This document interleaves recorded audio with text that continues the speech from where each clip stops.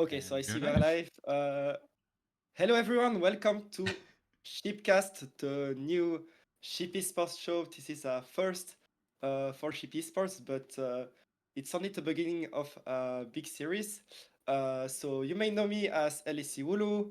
I'm a roster leaker, but also co-founder of Sheep Esports, and sometimes a streamer in my spare time. And I am also joined by someone else that's working at GP Sports today, Armand Luc, who you may have seen his interviews of. Hello, Armand, how are you? Yeah, hello to all of you. Hello, Brio as well. I'm really happy to be there. I'm already very happy as well that I did not mess up the transition on OBS because that's was already one of my big fears for today. But first of all, I'm just really happy to be there. It's going to be a very interesting podcast for all of you guys. I can imagine already. We have some lovely guests as well. And first of all, we have Nico from GIANTX. He's the assistant coach of the LSC team. He's been working in the past in the LFL, the LVP, and he's very vocal on Twitter, especially for the French audience. You might already know him, and you might know him as well for his attention to all the younger talents as well in the scene. I mean, he has his entire Discord with the Pichoun, as we say in French. So yeah, Nico, could you go ahead and just present yourself and say hello to everyone? So yeah, hello. As it said already, I'm one of the assistant coach of GIANTX in LEC. I joined the organization 2 years ago, and yeah, so I'm here to share my view on the academic system in Europe and what we need to do better internationally. Yeah, thank you for joining us, Nico. So, as Armand said, you also help young players as a coach, but our second quest, Romain, has another position because he's the general manager of G2 Esports.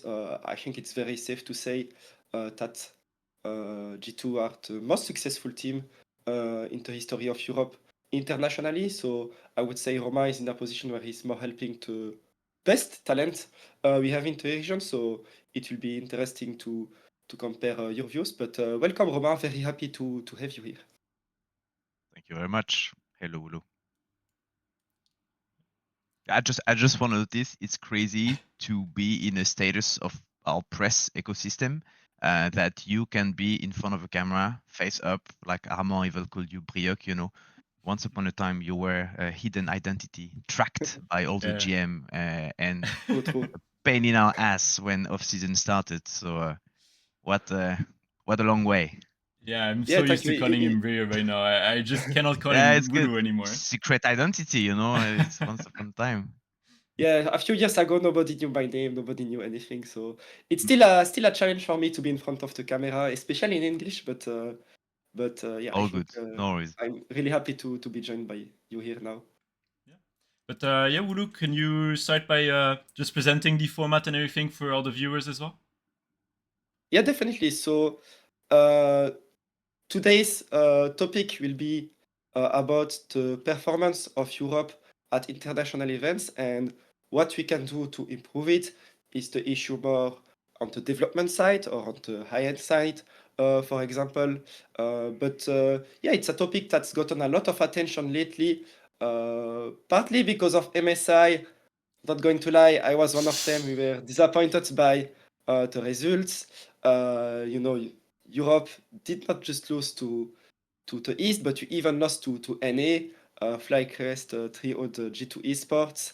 And yeah, this generated a lot of discussions, as always, on social media. And yeah, we would like to talk today about what led to those results, if they mean a lot, if Europe is that weak, and in any case, what we can do to win Worlds one day, hopefully. So yeah, do I forget anything, Armand? No, I think that's about it. I guess we'll also find out which one of you two is going to be the one that's going to take us to win Worlds one day as well. We're going to be debating everything. And yeah, obviously, Europe is a region with a lot of history, right? If you want to be like boastful and everything, we still like can technically claim that we won season one Worlds. But yeah, it wasn't really. It was a long time ago. It Yeah. was legit, but it was a long time ago. Yeah, I don't know. I don't know how much we can say that we really earned that, but yeah, it's a history of result, and as we can see on this graphic that I'm putting up right now as well, it's been a bit rougher recently. I mean, obviously, 2023 G2 kicked out by NRG. Probably some bad memories for Romain, I can imagine, and I mean, we all know as well what happened Yep. last year with BLG. Um, I want to first ask you as well, for both of you, what do you think was the like true golden age of Europe? I can imagine that Romain probably has a strong emotional connection to 2019, but yeah, Romain, could you start? I guess first of all to talk to us about what do you think was the best time for Europe? I think the best time for Europe was a succession of 3 years. The first one was 2017, and this incredible best of five between Misfit and SKT, Mm. with PoE killing Faker and them going to game five, and I remember watching it and feeling inspired. That was lucky the first time we could compete versus them and beat them, and we're like, oh, they're gonna make it. Back then taking just one game to Korea was an achievement. So and that was the first time I saw them bleed, making them human. So that was good. Then 2018, obviously, right after Fnatic going to World's Final, I was there in the arena in Korea. It was really cold. At least on stream, it looked cool because you had the flying dragon and stuff. But yeah, we lost sadly, and then obviously peak was 2019, with the combo MSI into the world final, almost a golden road. Yeah, same. I was on stage dressed as Pantheon and to witness well, whatever sad thing happened on that day. So yes, the succession of three events was incredible to witness, and it gave a lot of traction and a lot of hope and a lot of good things.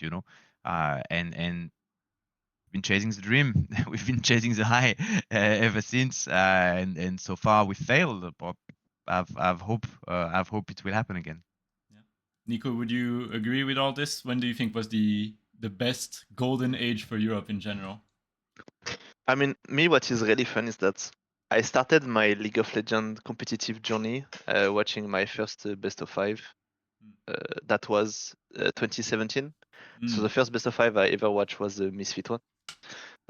So Oh. I have this view of new generation, I guess, when my esports interest started with Europe doing good. So in my entire life so far, I have only seen Europe kind of doing worse and worse every year. And I have never really followed esports when like at the start, at the actual release, at the actual start. So so yeah, I mean, I will give the same answer as Roma. Honestly, like for me, I was like just as a European fan, I was just like living these first 3 years at Worlds. Like I was believing it, and I was not aware that Korea and was like unreachable like that. And I mean, I saw it every year, and So, I mean, trying to find Nico, solution now. I don't want to be mean, but what you're saying is that from the moment you started your career, it just started getting worse and worse for our region. So, what's going on there? My bad. But yeah, I mean, Wooloo, I mean, yeah, like EU, as we are saying, has been getting worse and worse, right? What do you think about all that as well? Like, do you think we are the worst region as well now, or? Oh, hello. Oh, Yep. were you asking me? Yeah, you can follow up on that. Oh, sorry. Yeah, It's yeah. all good. Yeah. If you are towards region right now, it depends how you see it, right? Because I think if you look at all 10 teams, I would say we are probably. I'm curious what our guests believe, but I think if you look at all 10 teams, we are probably better than LT or LCP. But if you look at the top teams, I would say there's an argument to say that we are currently towards region. What do you guys think? I Nico. don't We beat think. we beat China twice this year. Yeah. So that makes us better. Like Ekop beat them in January, and we beat one LPL team not too long ago. And we keep sending the same people to international events. But I'm talking about literally the same players. We send from 10 to 15, and it's usually the same names, the same people.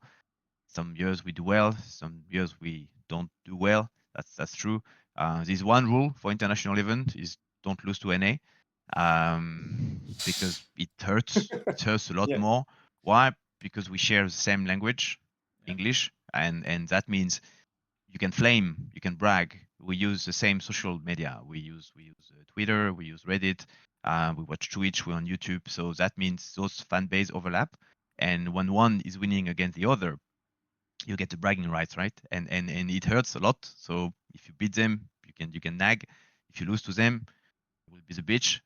So that's how it works. And we're lucky in a way that most of the Korean people are staying in their own social media, and most of the Chinese people are staying on their own social media, because the war online would be much more intense for sure.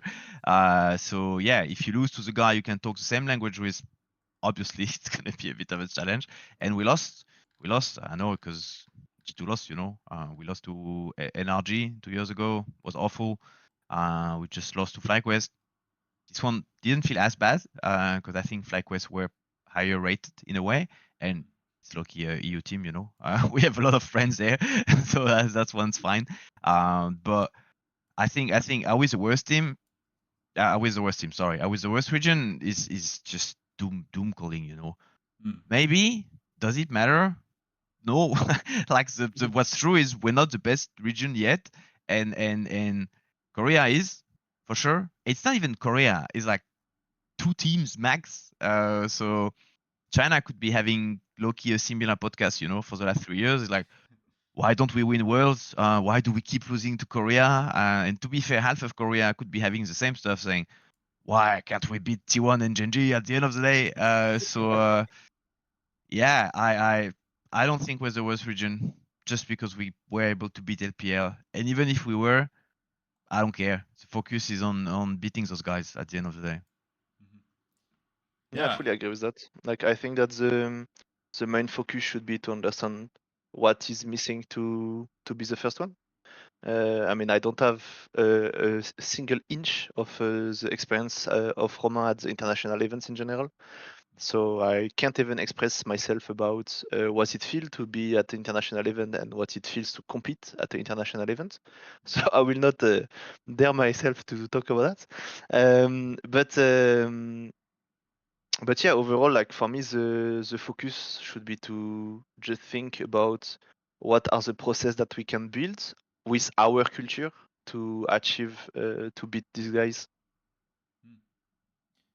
What do you guys think is missing for us to beat these guys? What processes do you have in mind? It's a vast Do question. you start or I start? That's You a go. good question. I You go.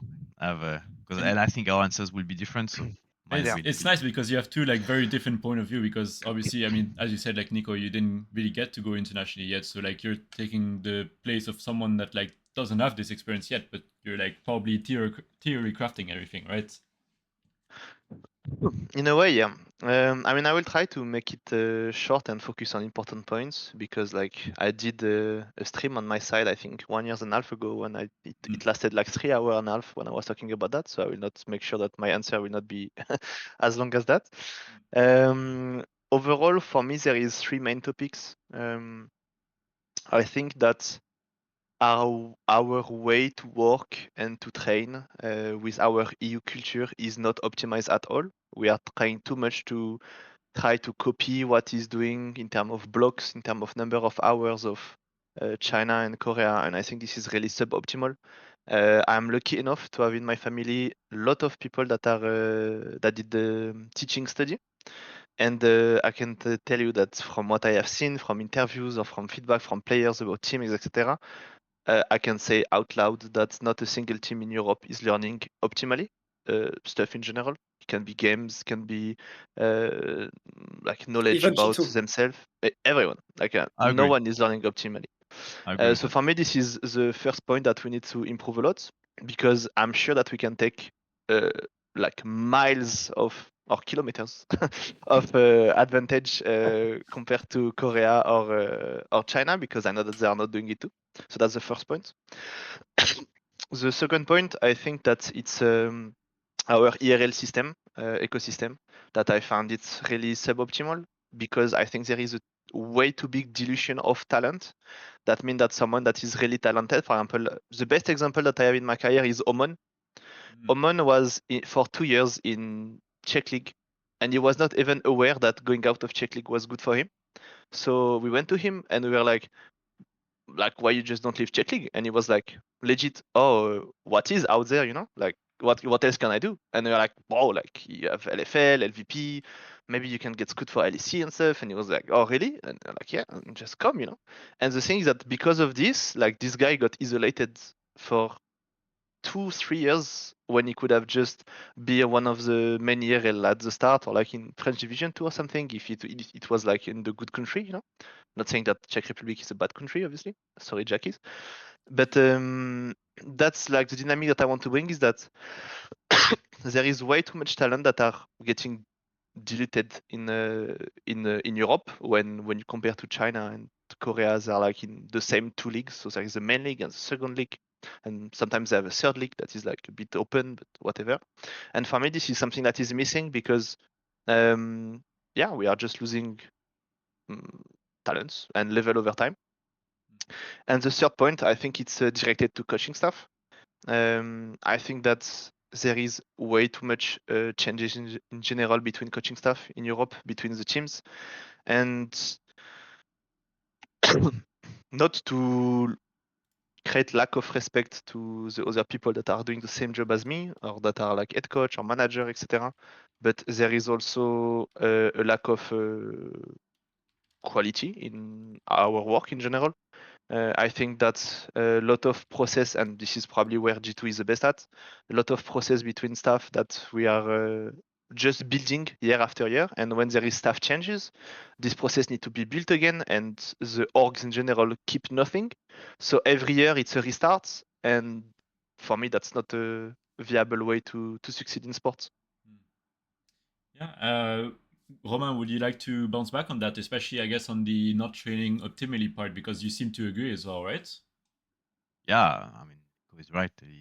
We are a new industry. I've been here for a while, but things changed a lot. I joined Unicorns of Love in 2015. We were Good 7 times. the gaming house, 5 players, Shippy and me, and that's it. So you had to improvise everything, and for your coach to be able to coach, he needs to have the time to coach, which has been a challenge for the first maybe 10 years of his sport, because coach had to do many of the job, and actually players had to do many of the job than just play the game. So now 10 years later, a lot more budget, a lot more time, better infrastructure, far from optimal, obviously, because we can inspire from other sports. We none of them deal with what sport is about, just standing all day long in front of a computer, not really moving while having a lot of mental stimulation.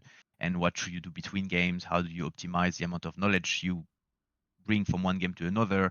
How do you deal with tilt? How do you deal with our disgusting tool, which is you have to go again and again and again. It's getting a bit better. Not that we have the practice tool, but literally 15 years to have one. So it's we have to craft a lot of things. No one has the right answer. We've been doing a decent job, I believe, at G2 because we spent a lot of time on it and years of experience as well. That none of our staff members are rookies. We just implemented Memento this year, but he's an ex-pro player as well, so he knows how it works. And it's going to be a lot of trials and error again and again and again. And it's dangerous to just look at China and Korea and wanting to copy them because there's so many variables, there's so many things different. It's a different just because it's a different culture makes it impossible to blindly copy paste what they're doing. It's engraved in their language. The way they're going to go, the way you talk to someone else in Korean, you use different words. If the guy is older than you, younger than you, if it's this and that, so it changes the way communication is done. It changes the way the team is operated. So of course, we have to study what they're doing to understand what they're doing, but we cannot blindly copy paste it. And that's I plus one on what Nico was saying. Our biggest strength should be around learning and understanding how those learning mechanisms work. And I think we're far from doing an optimal job. I think things will get better, and Korea will keep winning for a bit. I don't know for how long. I hope not this year. But the whole country is designed for sport in a way. Just like video games are a big part of their culture and competition, and the power of infrastructure for them. I don't know if some of you have been lucky enough to visit the T1 facilities, but it's just mind blowing. It's a full building of like 10 Yeah. floors. Everything is branded, and I think we have a really good facility. We are peasants compared to what they're doing. And I traveled a bit in China to some of the facilities, and then they have multiple buildings connected to one another. They have a home and away system where teams are traveling and stuff. So they are ahead of us in terms of infrastructure, which helps you as a player on a day-to-day basis to respect your job better. You feel like you belong to something more when you're a T1 player and you arrive at the facility in the morning escorted by security, and you have giant mountains of gift which are sent by the fans, and you look, you have, I mean, it's all the little details helping the player to get in the zone, which comes with a responsibility as well. If you troll too much as a pro in Korea or China, you're gonna get fired by the end of the week. Faker himself benched himself some years ago. Like T1 runs the experiment of 6-man roster 4 years ago, I think, something I like mean, that. Iziun and So which, stuff. Yeah. yeah, exactly. So something which is much harder to do in Europe. So I think, how do we save Europe? Play League of Legends. Convince your friends to play League of Legends. Convince your family to play League of Legends. Like we need. Korea is a small country as well, meaning they all play on a low ping. Most of them live in Seoul, which is right next to the server. So and they have the whole LAN cafe culture and stuff. So they have more players and they're more competitive. So they have a bigger player base. China can rival that a bit. Not too much on the server side because the country is so big that they have multiple servers, for example. But for Europe, yeah, if we want to beat them on the long term, convince everyone to play League of Legends. That's the only way. We need a lot more players, and then we will need a better infrastructure to bring those talents to the LEC level, which is the work of Nico there, for example, is incredible. A lot of respect for what you're doing with the Pichun and everything. That's, a lot of people are complaining about it, but you're just doing it. So I like the mindset. A lot of respect for that. And yeah, our ERL ecosystem is too fragmented nowadays, and it's not in the best shape from a financial perspective because Riot is not fully supporting it. It has to be organized and maintained by local tournament organizer, which is it's a lot of burden, and the finance are not really there once again. So yeah, it's complicated. I really like the Oman example you used. If you're a really young talent right now, do you want to dedicate your whole life to become an LEC pro? Yes or no? It's a really fair question. Will depend on your level.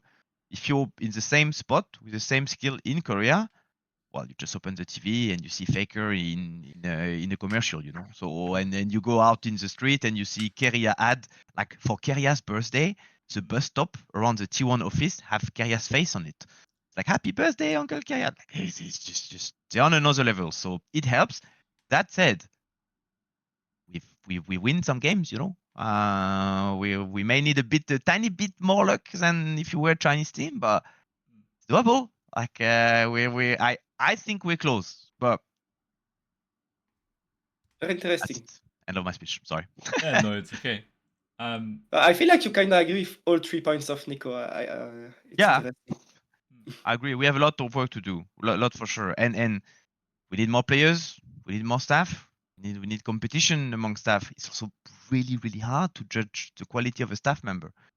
If you're losing, it's fault of the staff. If you're winning, it's because the players are good. Doesn't help, and the relationship between staff and players is like in a human couple in a normal relationship. You don't really know what's happening once the door is closed.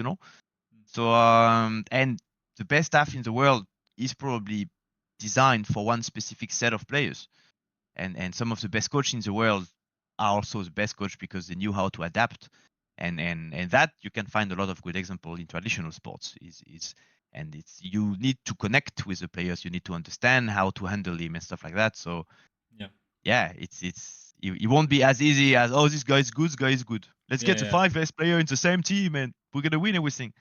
I Yeah. have a question as well for Nico, because we keep talking about the importance of good coaches, how it's nice to have coaches as well that stick around, because oftentimes like projects they get shuffled around, like we see coaches leaving, getting kicked or whatever as well. I just wanted to ask you, Nico, like in your mind, what constitutes a good coach or a good coaching staff in general as well? That's a really large question. In the way that, as Romain said, I think that there is a different requirement for a coach. Depends on the team and the player you have. So you can't have the same profile of coach for all the type of teams that you will have. For example, I know that myself, uh, I'm not good right now to coach a team of veteran experiment players. Like I know that I will not be good at that. For the simple reason that they will all have more experience than me. And I'm actually, with all the humility in the world, not really good at dealing with egos. So on the other side, someone like Giotto, for example, is really good at that. Like he's someone that's got a lot of experience in the past. So Giotto is my head coach, and he's someone that if you give him 5 players that have like strong opinion and stuff, he will be able to do mediation and deal with them. So I think it's impossible to give you a by the book answer to this question. Yeah. I think the keyword is adaptability, and this is what Romain said already. I think that the best coaching staff in the world will be the one that is the most versatile and the one that is able to cover all the different like problem that will pop up during the splits. And in a way, I don't know how it works in a big organization like a G2 that can work on their process for a long time like that. But as a head coach, I also believe, or as a coach in general, that you need to have at least a word to say on everything that is also around the team, not only about the game, but everything that can impact the team. Can be schedule of marketing if you feel that there is a bad impact on your players' training. Can be the food, can be practice, gym, etc. So I have this view of a coach same as you can find in football. For example, I really like Arsene Wenger and what he did in Arsenal. And for me, I kind of like follow this view of okay, you are a coach, yes, but a player's involved in environment that is your club, and you need to have an impact or at least a word to say on everything that is in this environment. So for me, you need to have a bit, I would say, an entrepreneurship mindset also if you want to be a good head coach. And this is what I'm trying to develop on my side also for the long run. Yeah. I think it's about responsibility a lot. Yeah, I that's my job at G2, for example. And I would include the opinion of the coach and the performance coach and the analyst. Like I think everyone should have an opinion actually, or knows they don't have an opinion and be able to phrase it, because we are all part of the coaching daily life. And I, at least in our organization, what you're describing is more the GM job, or at least I'm making it my job to be in charge of that, and to make sure everyone is aligned on it. And it's actually really important to align everyone on that, players and coaching staff included. Because if you just force a system on people, they may agree as long as you're winning. You're always going to start losing in this game. And when you start losing, if they disagreed with it, they're going to use the awful, I told you so, or I didn't like that from the beginning. So you need everyone to buy in that system from the beginning. And yeah, I think the head coach can embody that for sure. Manager, I mean GM specifically should be the one in charge of that, because you can control everything. That's true.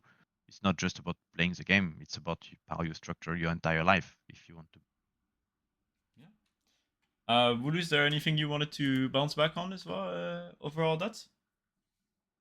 Regarding the coaching staff, not especially. I think that was really interesting. But since we also mentioned as one important point development of players, I'm sorry, but I wanted to ask: do you guys think the most important point regarding players' development to reach the level of Korea is it regarding improving how we develop players early into careers, like the example of Oman Nico gave, or is it is the most important point of helping players, as you just described now, at the peak of their careers. Probably what Romain is mostly doing. Which do you think is most important? Both. Different job. Both? Different job. Different ego. You need someone to show them the way, like Nico is doing. And you will need someone like me at the end to tell them, shut the fuck up, you're nothing right now until we've won something. So, and you need both. And I really like Nico saying he knows he wouldn't be good at something because he knows he's really good at something. Challenge the ego stuff. Maybe actually you would let's see how you will handle the caps. But at least you know what you're good at, and that's really important. And I think you both you need someone to start them. Like if you go to Korea and China, they have someone to do both. Sometimes inside the same org because they have a lot more money, so they can have like 6 different academies. But I put them equal. And Romain, do you think having an academy is an important part of developing talent? Because you know that's something all Korean teams are doing. Yeah, I believe having an academy will for sure help you develop talent. And let me anticipate your next question, which is why G2 does not have an academy. Because if we want to be able to pay our players the salary we pay them, we cannot have an academy at the same time properly run. The beauty of the European ecosystem used to be in a way where ERL were a bit the academy for everyone. And it was pretty chill to find players there. At least that was the status of it 5 years ago. Things are evolving, and we have the beautiful counter example of that with Garmin Corp, which did the extremely rare and impressive feat to start as an academy team and then boat their way into the LEC, which reinforced a lot this idea of having an academy team is really good. So props to them. But yeah, for now, we want to keep paying the players the way we do. We're not going to have an academy. Things can always change. On the other side, you have Nico, GIANTX. You guys have an academy team. Do you think it would be a good strategy for GIANTX to stop having an academy team and maybe invest more into main team? I mean, I think it depends about your goal as an organization. I think this is where I mean, I don't have the knowledge of what are the goals of GIANTX on the long run. I don't have this position right now in the club. Yeah, definitely. But personally, my goal is to win Worlds one day. Like I truly believe that if I put efforts, I will be able to do it. I don't know when, but I truly believe it. And I really believe that the states of LEC right now doesn't allow me to do it. I don't think that like maybe there is a chance, but it's not a fair chance compared to like I don't want to have like 5% chance to win world, like that. I'm not interested about that, or like 10, I don't know.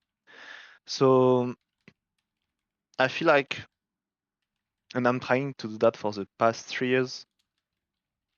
I feel like the only change that can really, besides the academy parts, that can really help us to do that, to win worlds, is to change the ERL format in general. I I've proposed already multiple times to Riot directly. I had call with them and stuff to propose them the format. They told me that they wanted to take a look at National League and see how it goes, and because they think that people are invested into national leagues, blah blah blah. And then for 2 years in a row, we have the viewership that is decreasing everywhere, beside for streamers team. And for me, this is one of the big problem, is that as Romain said, is that right now for G2, for them it's more worth financially to invest in strong players, and they will basically just buy or hire the players that get evolved in other academy team or in other ERL team. So it's for sure makes sense on their side on the short-term strategy. But this is a bit my point on G2, and I tweeted about that quite a lot of time. Is that for me, when you are the leading club and the leading organization in your ecosystem, for me, that's and I hope Alban will not be mad, but that's a bit a coward mindset, I would say, in a way that you kinda focus on yourself and you hope that your ecosystem will develop by itself and that maybe later on you will try to follow this evolution. When, for example, you take the example of T1 and we are asking multiple times, oh, let's see what T1 is doing. And T1 is actually the one that is developing most of the talent in the LCK. At some point, as I saw a number, it was completely stupid, but like something like 25% of the players in LCK were coming from T1 Academy. And they are the leading organization in their region. And they are also the one that are leading every change. They were the one that lead to change into nutrition and sports into into LCK team in general. They were the one that leaded the psychological aspect. That the first one bringing psychologists. They were the one that were the first one doing interaction between main team and academy team in terms of knowledge and sharing learning, etc. And all of these players that they are making improve. For free, I would say, for the other teams. It helps to develop the region because then you have players that you form that, yes, they are not the best, that they leave your team, go to Genji or to go to Dam1, but these players will also give standards to the other one that are joining. And for me, this is a bit what I'm trying to do at my scale, but I'm a bit I'm a random with some Twitter follower, so I can't do that with all the resources I want. But this is a bit my criticism, and this is why I respect a lot the work of Casey recently about that are trying to bring these standards. I feel like we are lacking that in the region right now. We are lacking an organization that is like driving everyone up front, saying this is the way to do, and like you guys should go in our way to win, and we will like carry the region together, you know. All right. I mean, I think we've already kind of been transitioning into our second part, which is kind of like the changes that need to happen as well to make sure that like we can fix everything. We kind of already been touching on that a bit. So I would like to start off and bring out one of the first subjects that we have in mind, which is something that Nico have already talked about in the past, which is the possibility of changing the current landscape of tier 2 in Europe, potentially either removing ERLs or giving them less importance and instead implementing a LEC second division, either with up and downs, either with guest spots, or even just academies only, something like that. And yeah, I would like to start off by asking the other person in the call, Romain, because I know Nico has a lot of opinions, so I want him first, Romain, to touch upon things, give his point of view as well, so we can hear about it. Do you think that it would be nice in the future to have a LEC second division instead of the ERLs, or are you content with the ERLs? Do you feel like having that even like could end up making more lucratives for teams like G2 to have an academy team in the future as well? I think it's two different questions. One is the money side, one is the competitive side. From a competitive perspective, yeah, for sure. Having a league just for academy would be good. It low-key used to be the case before, and that's what's happening in other region, in Korea, in China. China even goes to like rank 3 or 4. So you have academies of academies of academies. And from a lucrative perspective, so from a money perspective, it's we need more money in the entire esports ecosystem right now. So asking teams to have more and more roster, it's probably not the right way to go. I am not too sure how we could change the old ERL model. Again, my only suggestion is people play more. We need more players. We need more people watching League of Legends, and then everything's gonna be fine. Adding, I remember one of those plans was adding one slot to the LEC for like the EM winner, which would recreate a connection between the ERL system and the main LEC system. I think that was the the saddest thing from a broadcast perspective, from a viewership perspective. I used to when I was with UOL, we had the up and down system, and those games were really hype. Of course, there was sometimes you had more viewership because people wanted to see who's coming or who's leaving the league than a semi-final. And I think those were really good. It also forced you as an ERL talent to really give everything because you knew you were fighting for a job, not just for possibility of job, which is a bit more the idea of European Masters. Like you need to do well, so maybe you can get recruited. The old system was if you win, you get the job. Yeah, I miss that obviously from a fan perspective, and then I think that would be good for the ecosystem.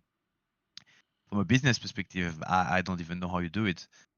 Maybe with like a guest slot that would work, but then 10 existing teams are already a bit struggling. So I don't know if they would accept to share some of the broadcast time. I think it would be interesting for sure. Nico, do you have I think something to? Oh, sorry, yeah. I think the to Esport would make most sense because that's already what we have in LTN in other regions. But yeah, I can imagine from a business perspective, it's difficult. I don't know if that answers the question. Yes. I think it does. I need to say something.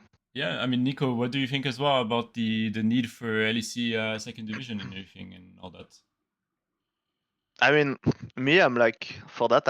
I just want to have less teams, so I don't care how it how it end up being, you know. But I just want less team in ERL. I think that in LEC we can even have more team. I don't mind like 12. Why not, you know? But in ERL I want less team for sure. I did some math at the time when I was thinking about what were like the amount of players that were like good to centralize talent and stuff, and we were around like 20 to 30 team in ERL maximum, and we have like probably like 5 times the amount right now, something like that. And so yeah, so I mean, me, I always share that, so people that follow me know my view on that. But basically, I want a LEC. I want the LEC 2 that is like with ERL teams. I want the LEC 3 that is like with ERL teams but that are like less cool, you know, so with less viewership and stuff. And then I want a LEC Academy that is like only a youth league, you know, so players minus 17 just go in this league and they play or something like that, and Oh, you would doesn't not require mix any together investments. the LEC 20 Academy League like you would make. No, I would do Okay. different. Yeah. And Hmm. if the LEC teams wants to have a team in LEC 2 or LEC 3, feel free for them, you know. They can choose what they want to do with their talent funnel. Because I'm afraid this would like. I think one cool reason to watch Tier 2 right now is to have those narratives that you are watching like the future stars of LEC. So I'm afraid that if you have too many leagues, you know, that are not tied to regions, it will maybe spread the viewership and the talent too much, no? I mean, this is kind of what is happening right now, no? Already, but I will just another system, but on a lower scale. I mean, you have the streamer team now, so that was one of the challenge for ERL back then. No one was watching, because that was just not that interesting. Now people are watching because KDRL team, you had the K Corp going really well. You have Yonkos, you have all those guys going there and playing there. But it's not. It's more the product on its own needed to create reach to get more broadcast views, so it could unlock business possibilities. If you want an efficient academy system from a competitive perspective, it may not be the most interesting to watch, because some of the team will be imbalanced. Like look at the viewership for Korea second division or Chinese third division, but they don't have that much viewership. I mean, outside of Reckless going there and then everyone watching, right? But that's a specific case. But because the job of those leagues is not to be sustainable from a business perspective, it's just it's a loss you're tanking as an org because you don't care. That's your own academy, and you It's an know, investment, yeah. it literally it's an investment. It's a big investment. And the moment you start to have an academy, if you want to make your academy team competitive, to pay. You need to spend the money, right? And it's easier if you're T1, that's for sure. Just the money they get from the world skins is probably enough to have half of Europe as an academy team. So yeah, props to them to be this inspiring force. Yeah, definitely. But I think the point you said about the Academy League is indeed a very different model because they are part of the Tier 1 ecosystem when you're an academy team. While when you are a standalone ERL team, you need to have the viewership, right, to be able to generate money. So it's very different. And maybe I mean, one. Mhm. this is like I don't know if you were following that Wooloo at the time, but I think it was 2021, something like that. I was saying that I was thinking that the ERL model will slowly shift to streamer team only, and I was getting tagged by Narcus for the French people that know that was saying that I was completely crazy in my head. And the thing is that I feel like we're slowly shifting to this model, and because this is the only way that ERL teams can get sustainable in terms of finance. Like there is not enough viewership on their side if they don't have fans. And I have been in a team in LFL that didn't have fans, and I can tell you that it's impossible to like realistically have a long run and having a project that lasts long. So happily now I'm in Giants and we have Spanish fans, so nice. But overall for me, the how to bring that? I think that you can mix both. I really believe you can mix both because for LEC team, for example, imagine you're in LEC team. You have let's say Kaedrel doesn't want to go with his team in LEC and he's like in LEC 2. And if he's in LEC 2, as a LEC team, you will want to have an academy in this LEC 2 because you also can drag a bit of this viewership of Kaedrel and share your brands, you know. And for me, this is the point of mixing up everything. Is that I really believe that if LEC teams and are able to bring their academy in a model when there is multiple viewership coming from multiple streamers, etc., you can also indirectly grow your brand, interacting with all this viewership. And for me, this is something that, business perspective, in my opinion, makes sense. And where I disagree with Roman on that is that I'm kind of well aware of the markets right now, I would say, of ERL in general.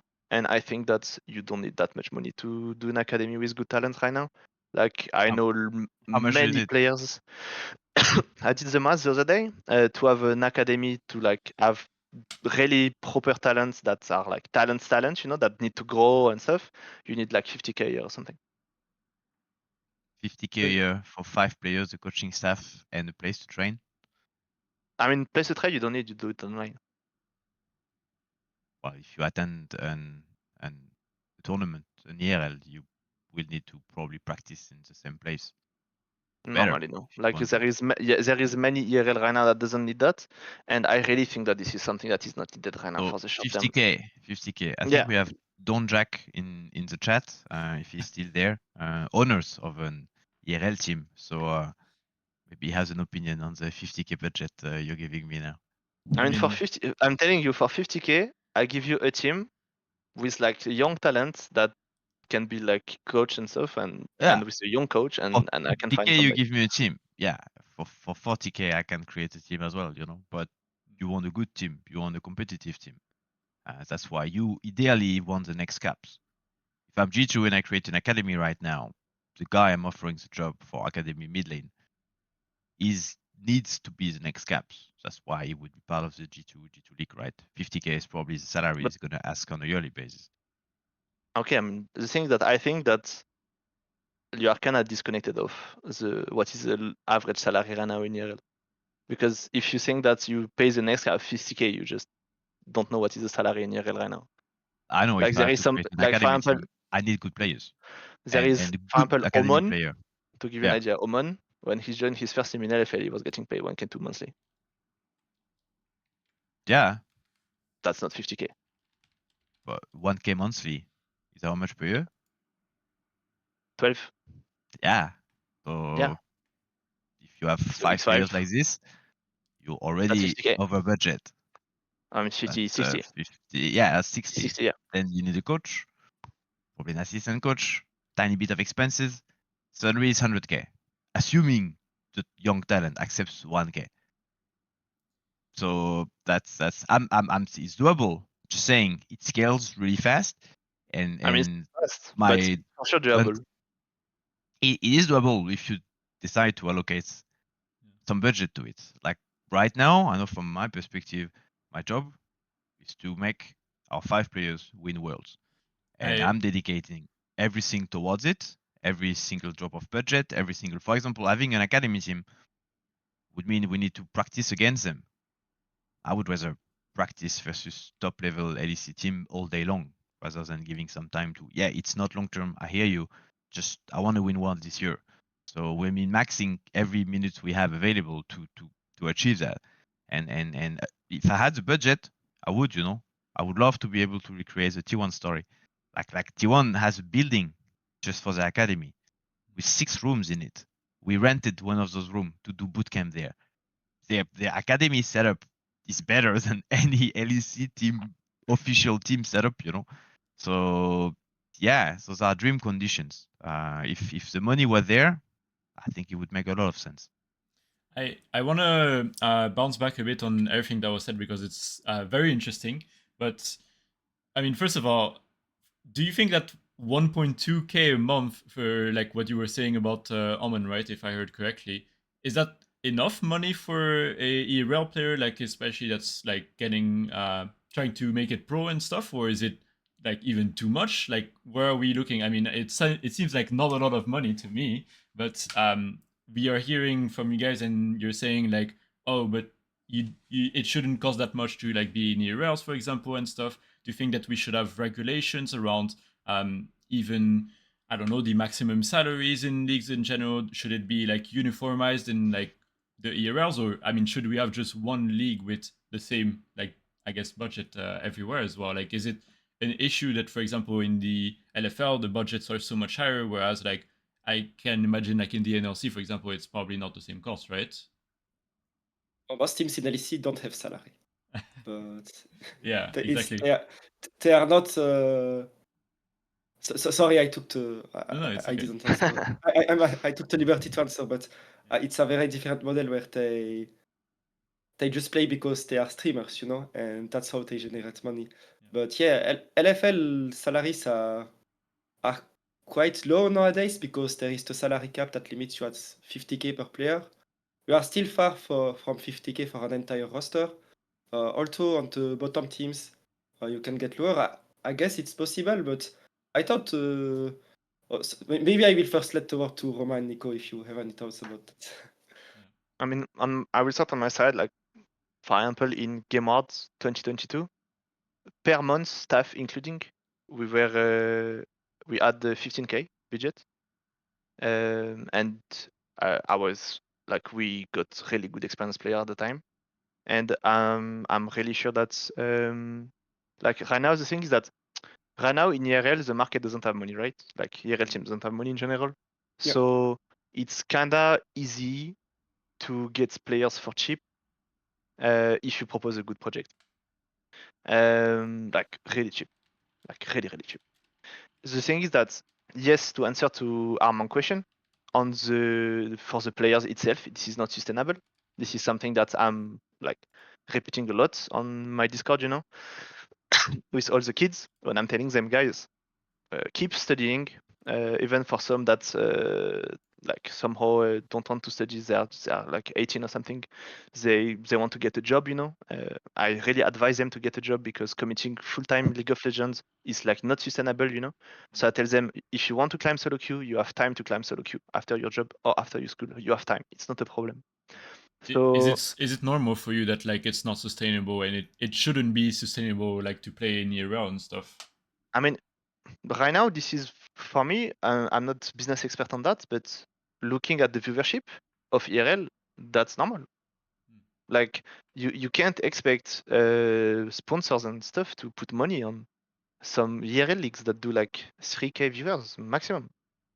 Like that's not, there is zero return of investment out of that. So right now that's the reality of the market.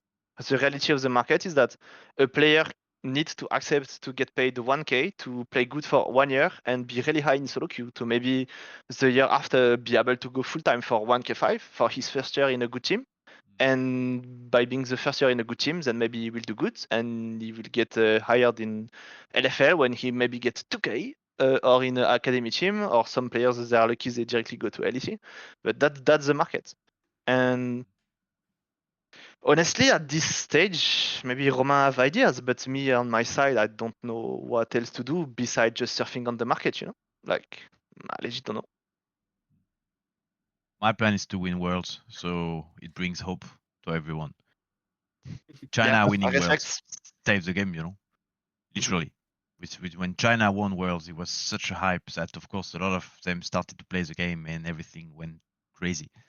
So if we win Worlds this year, I'm sure Lavrov is probably going to end up on the Greek news, you know. So it's going to be inspiring for people. So that's the dream. I think that will be my contribution to the ecosystem, and I want this ecosystem to live for long because I love it. Been in it for ages. I've met a lot of incredible people. We're having the best job in the world. Not the easiest, but for sure one of the best. We're paid to play video games or to take care of people playing video games. So it's a pretty cool job, and I want it to last for long. And we are in an entertainment industry, so it has to inspire dreams. It has to make I remember 2017. I remember 2018, 2019. I remember before that when I was a StarCraft 2 fan and I saw EG Stefano beating some Koreans and I had to wake up at 5 a.m. I did it. I see all the fans out there from G2, Fnatic, Ekop going wild at one another on socials.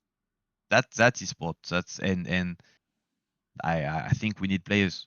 That's it. We can find ways to optimize, to do this and that. We need people watching us, and the more people believing us, the more people are inspired by what we do. They will play, and they will bring us more stuff, you know. So, and on for my part of the job, I'm gonna make sure my 5 boys are fully equipped to win worlds. That's it. That'd be my contribution to it. But I I mean, mean, I So think that you are going towards Romain. This is what you're saying. Because I need to update I'm Kyoto on that. currently working on getting the ticket, and I've been there many times, and I can tell you the next important match are not even the best of three. Don't care about the best of three. Yeah, you can as long as you finish 1-2, you have this, and even if things go bad, you are 3 or 4 in your group. The only thing which matters are those best of 5, and people will go wild like week after week. Like you start 0-2, oh you're out of it. You start to 0, oh you qualified already. It's going to be a long split, especially because we have those weird ass 2 weeks break between the different timing because the schedule is a bit fucked. It's a lot of time for narratives, for cockiness, for edging. Is got you guys, you started to brag a bit too early about the scrim result. Started with a loss, got a little win after. You had the full roller coaster experience, you know.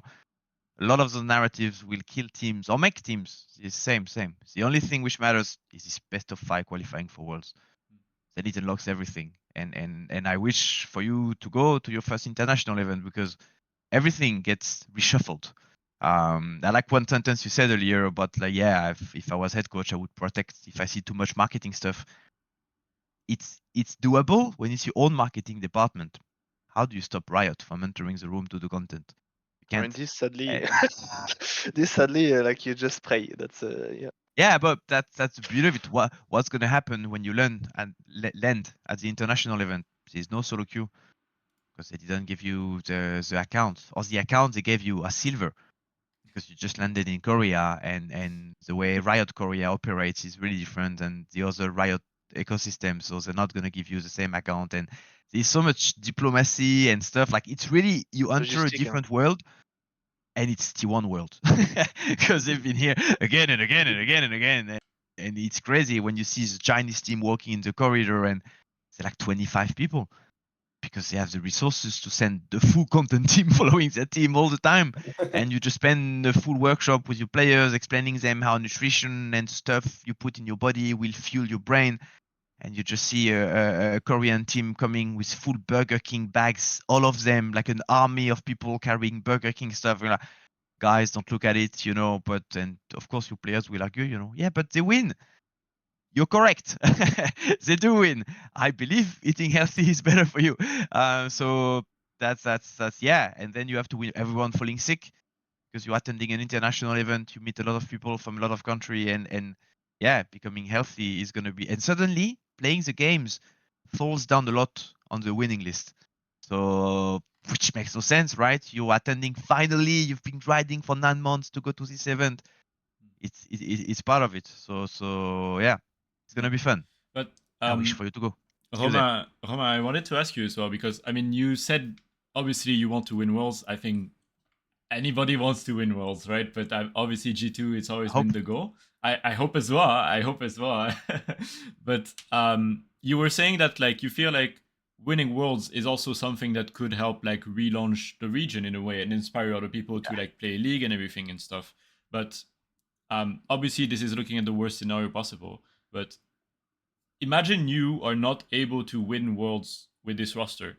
If it were to happen, I'm not saying that like you won't be able to do it because maybe you will, you know, maybe you'll be able to prove all the doubters wrong and everything. But is it not scary as well that like we are not developing the academy and like all the tier 2 system? We have a shrinking talent pool as well a bit because it's getting diluted, as Nico was saying as well. Is it not like an issue? And if it keeps happening, it will decrease our chances of winning worlds more and more, right? Yeah, it's happening. We're gonna have to do something about it for sure. But it's also a really new conversation. Not new for Nico because he's advocating for edges around it. But once again, K-Cup winning their first title ignited this discussion to another level. And so far as a G2, if you say we don't need an academy because the best players are going to be attracted by us, and you win 7 times in a row, does help your message. Same message when you finish top 2, it's obviously a bit less strong. So we may have to reevaluate this message, and the whole ecosystem not having as much money as before, which changes a lot the off season. Having a salary cap changes a lot the off season. The way contracts are Oh, done yes. evolved a lot. The fact that teams are struggling with cash means they're probably not going to buy out players. So that gives a lot of power to existing contracts, which used to be a lot of negotiation and stuff. And for people to get into team, you need people to leave team. So the whole off season is a dance, which makes sense if people start to buy one another. If no one buys, then it's going to be a challenge because you need to break contracts and BDS buy. we see what? BDS buy. Who buys? Sorry, I can't. BDS. They spend BDS bought, 200k, yeah, that's right? true. That is a crazy amount. That is all I 200k would on say. Bukada. Would you do it, Roma? But I mean, I don't need to because I have all my players. 200k is a lot of money. So I guess they have the cash, you know, for That's some enough of for them. an But academy team. yeah, that's enough for 4 on Nico's budget. So that's good. You can have half a league already. But yeah. Yeah, but it's interesting that you mentioned how, you know, by winning worlds you can inspire a region, and I think that's definitely important. As we said in the introduction, like Misfits almost beating T1 in 2017, it inspired and it inspired us, and in the same way, an academic team performing like KC, it inspires us also to have academy teams in a way. But I'm happy to see the conversation we have here because maybe, you know, Romain's approach of saying we want to invest everything in winning worlds versus Nico, like having more a long-term approach is, in the end, it's nice that maybe we can have a combination of both, right? So, don't you agree with that, Nico? I mean, I agree. Yeah. I think it's like complementary, because a team needs to be able to give this hope, and with same all the humility is not as GX as the I think we are 9th budget of LEC this year on the player we hired, that we will aim directly to win worlds on our first year in LEC with these players. Like that doesn't work like this. But something that Romain say and that is true is that we need more players on League of Legends. We need to find a way to resurrect the game, kinda. because I saw a debate just before coming on Twitter about this guy that is like playing Tamkench, I think.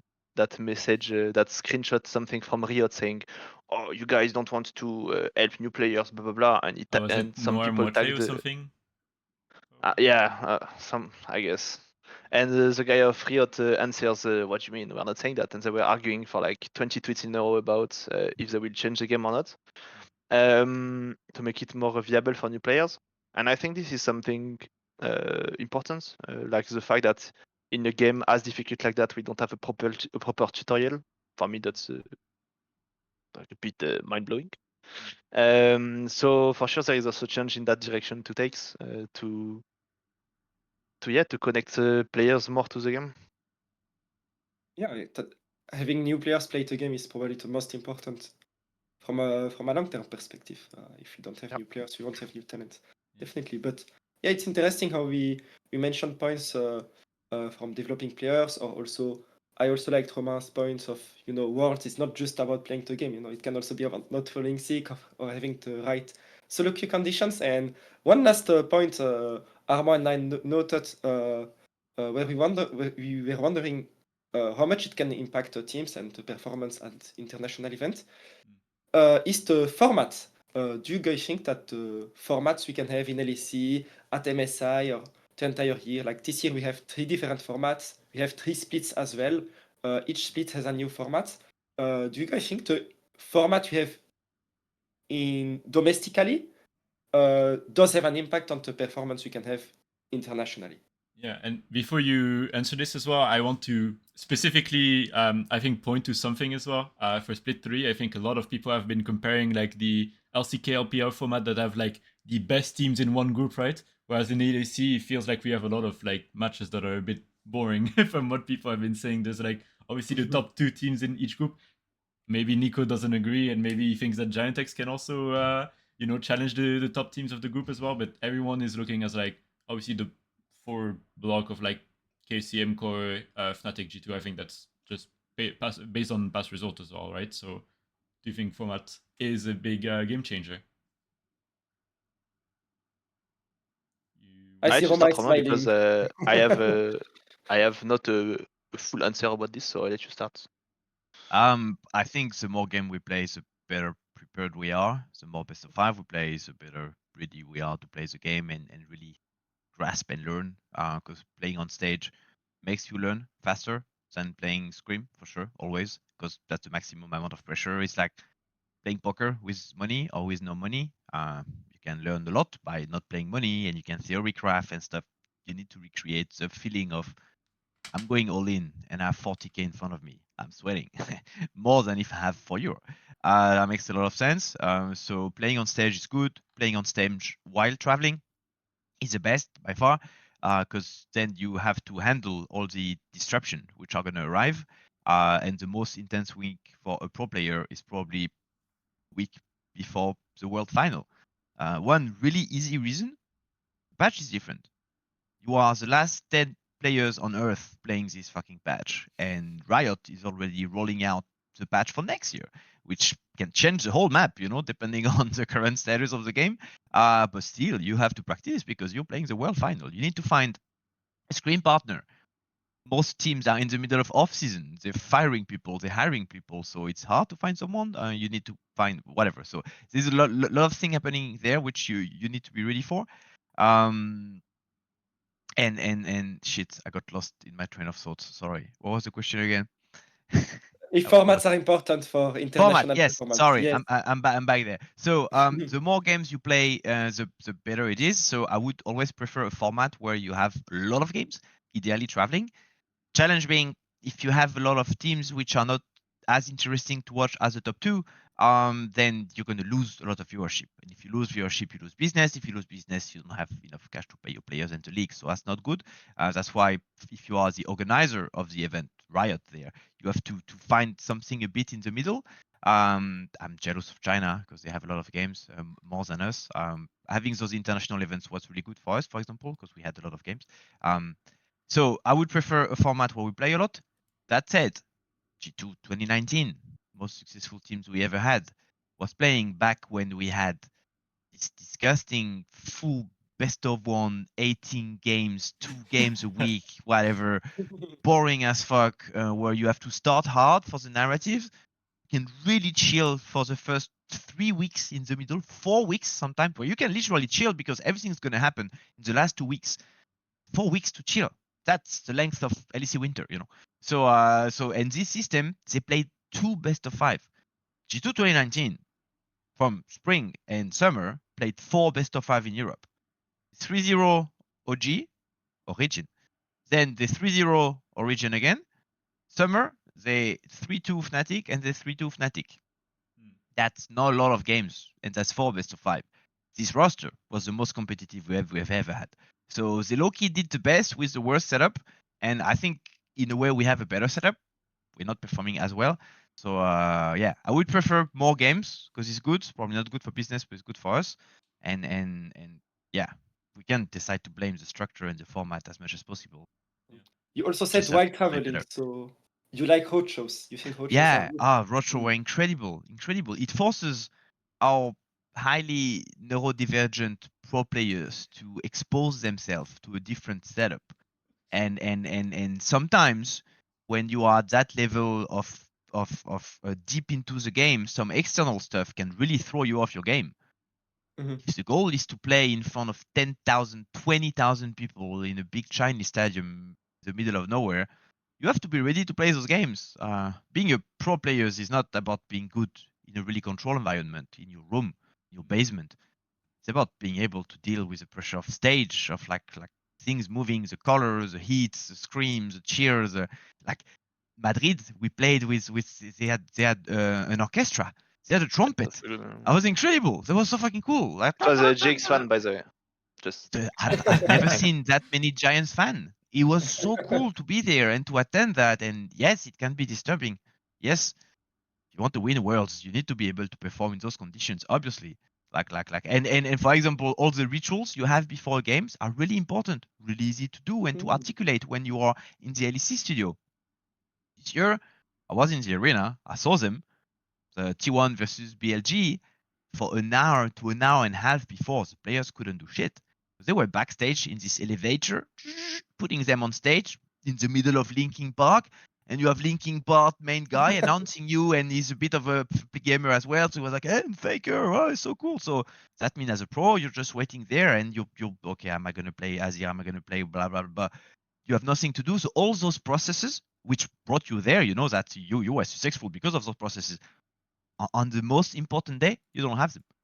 You have nothing of it. You have to improvise everything. So yeah, being able to play on stage and to improvise and to adapt and to have your coaching staff shielding you from external stuff, that's what makes a true winning successful orgs.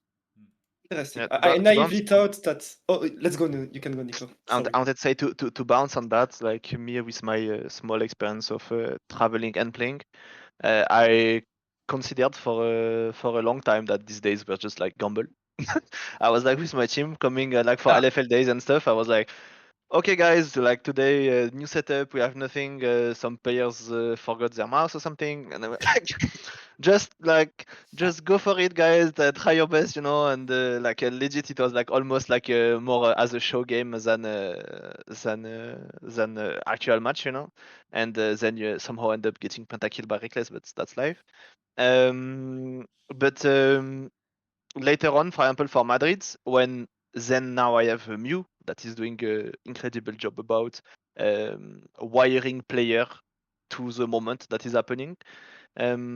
Then you kind of understand that you actually can build process and that you can have a methodology to be able to succeed and to win on. I mean, to at least have chance to win on this kind of events.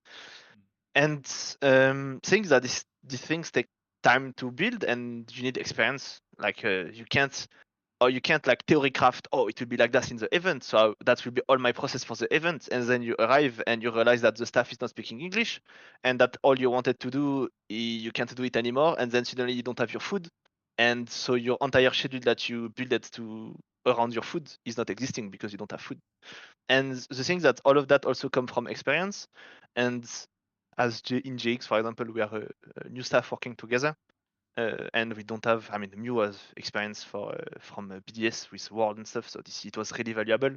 But on my side, for example, I was kind of getting overwhelmed by everything what I needed to do and everything was moving in the event, etc. So yeah, so it's like really hard to, for me at least, to give a proper answer beside play more game. But that's your job. That's good. Your job is to talk to the player and tell them play more game, and click there. And that's your mindset. Did you buy your pink ward? Stuff like that. That's it. The moment your job starts to be outside of that and to worry about other stuff, you're not going to be successful and performant at doing your job because you have external stuff. That's why when the idea of a head coach you were describing a bit earlier, which is more hands-on on everything, that's why I think it's more the GM job. Because when you are on the most clutch moments, those games you have to win, if not consequence, you should have a really clear definition of your job and you should just focus on it. And you should have a manager or a GM making sure all those new external disruption are not going to get there. Food, peripherals forgotten. One of the boy doesn't have his jersey. We have a surprise request from Riot right before going on stage. The shuttle to go to the venue is only for 6 person and not 10. What are you going to do with half your staff? And anything can throw away the 5 players from the prep they have, you know. You guys got a car problem also in Madrid, no? I remember with like a wheel going down or something, no? No, I don't think there was this, but that It could was have. not you? Oh no, yeah, no, true. It Yeah, was there you, was this. no? Yeah, but it was after. So in my head, it's Okay. relevant because we were eliminated already. I mean, not eliminated. We lost already. Yeah. So then it's easy to handle. You know, there's no pressure on the schedule and everything. But yeah, a lot of things can happen, and you have to improvise. Yeah, but that's a really good example. If that has happened on the way to go, really rash and stuff. Let's go. The car just blow up a tire. So you have to take it as a game. You have to make it fun, and you have to narrow it down to how do we blow the enemy nexus. That's it. And the players should only focus on that. It's fun. It's really, really, really, really fun. I I love mean, it. this is So why we do the job, like kind yeah, of events, literally, like literally. literally. Rather than I love the LEC studio because I've been there for a long time. But it's really control environment. We Yeah. know exactly what's going to happen, how it's going to happen, and I don't think it's the best way to prep for international event. In that regard, the Chinese team are getting a better prep with the home and away system. Travel somewhere, it helps to make your job more real at the same time. I mean, it need to be LEC formats. We Yeah, need to convince um, them to like do LEC everywhere in big capitals in Europe. I would I would love that. I would love that. I think that would help the pro players to understand they're doing a real job as well. Yeah. Are Like a you job, getting a salary and fans, and just to see people more. Most LEC players, I've never seen a real crowd. do we If they do we come from need LFL, to yeah, but do we need to send trucks to the Berlin studio until Riot Games changes the format then and adds more matches and stuff? not sure Shox would be the most strong advocate there. I think the guy with the most power right now in League of Legends is Kedrel because he owns most of the viewership. But no, it's the teams are discussing with Riot, and you have of course some ongoing talks to. Yeah. Will it be successful? Tune in next year, or the year after, or the year after. But yeah, of course, it's better. Maybe But the yeah, roadshows gave Nico like already 1% experience for Worlds. yeah, true. More than that, the chaos of a roadshow is the same everywhere. It's just harder when you don't speak the language. It's so much easier when you speak the language. I love roadshow in France. I feel like I have a hack, you know. If you can survive a roadshow in China and then you go to France and you're like, I am really fucked right now. How am I gonna fix it? You have to talk to people. Oh, he speaks French. Amazing. Bonjour, monsieur. J'ai besoin d'aide. Saves a lot. I don't know how to do that in Korean, but you're Yeah. fine. You're fine. I mean, it's interesting, but in a way, it's also a bit depressing because we keep talking about how we need more events, we need more matches and everything, but like a lot of the decision in the end is, I mean, first of all, based on financials, right? Like you have to make it sustainable, you have to make sure that it can work, and also it's based on Riot. Like you as a team don't have all the cards in hand. Obviously, there are some things you can do to fix those issues and try to alleviate for the lack of matches, I guess, or opportunities as well in general. But like, what do you think like teams can even do at this point? Like, I mean, obviously, I know like just having like more matches won't magically fix everything, but it sounds a bit like we're also depending on Riot to make the right decisions as well, right? Not depressing. It's depressing if you put too much ego on it. If you think you are world champion and you don't have the infrastructure and resources connected to it. Truth is, we're not. You need to deserve it. You need to climb for it. So things are changing. It's just we also live in a really in the moment culture, you know. Like a team is only as good as his last performance, like literally last week. So like Nico is having a good week because he just finished on a win. If he had been the other way around, he would probably be really sad right now, you know, just because the last game was a loss. So and for things to change in the business world, you need months. You need longer than that. So I think things are looking good. It's okay. It's gonna be fine. We're in good hands. We're a strong region with strong players. We have excellent team. We had a lot of shuffle last off season, and that created a lot of good teams. So it's a good competition. It creates And it local gave me a lot of hype and Hmm? it also gave us a lot of job, a lot of yeah, work. oh, it gave you a lot of job for sure. But we have a lot of talent. So in a way, Yeah. the ERL system is working. You know, if you can change 20 to 30% of the players, I think it's good. I would be curious actually to see how the percentage of new players LEC compared to LCK and LPL. Just to see. But I think it's things are changing. It's also And yeah, it's that's a the lot of question. business. Do you Things think are that changing. ERL level is getting higher or LEC level is getting lower to make this change Um, happening? Because me, I think that LEC level is getting lower. Because I okay, don't I, think so. I You give you will my perspective as coach, okay? go. As a new LEC coach. So I spent since 2020 coaching ERL players in general. I would say kind of lucky with the players I coach because like quite a lot of players that I coach in statistically end up in LEC or were in LEC. So I have a kind of good referential about the knowledge that I told them or that they gave me.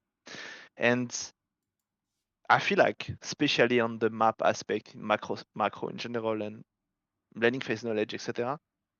Sometimes it happens. Not actually. Sometimes, multiple times, it happened that in GIANTX, I was explaining stuff that I was explaining to my team in Division 2 in FC Nantes, and it was the knowledge that we were missing. You know. On the other side, for example, some players that went in LEC that I was coaching. From the moment I drop them to the moment I get them back, like Isma, for example, uh, he was giving me the same concepts that we were studying in Division 2, so 2 years and a half ago, that he was still using. And when I was, I would say, less good than now. So some concepts were like not correct anymore, you know, because the game evolved and stuff. But he didn't get a knowledge update on this aspect of the game, you know. So for me, as a coach, I'm concerned because I'm like, or same when I hear from G2 perspective, I hear Broken Blade saying, for example, an interview, oh yeah, we realized that we didn't know how to play the map. But I'm like, you are supposed to be playing internationally for 3-4 years. You are supposed to be the one that know how to play the map and supposed to be to have this macro knowledge. You can't like uh, discover how to play the map now, you know. Or maybe it's like phrasing for the interview, but that's my concern, you know. Players being players, you know. The game on its own, not extremely complicated. Nah, I don't think too. So the job of a coach will be to repeat same basics again and again and again and again, and can the player remember all those basics under a pressure moment? That's what the stage will decide most of the time. And then we're most probably losing the games to the Asian teams on really easy stuff. So maybe some vision, maybe some fighting around the objective, tracking summoners, you know, something really easy, but you still see high level games being lost because timing on a teleport was not good, the timing on a flash was not good. So game is not that hard. It's about making sure all the concepts are grasped at the same time and the 5 players are thinking about the same thing at the same time. And yeah, maybe a team is going to train more on one aspect, and then you change a bunch of players, and then everyone is lost because the guy is coming from something else. So that's, especially if you're losing, probably means the guy in front of you did something better.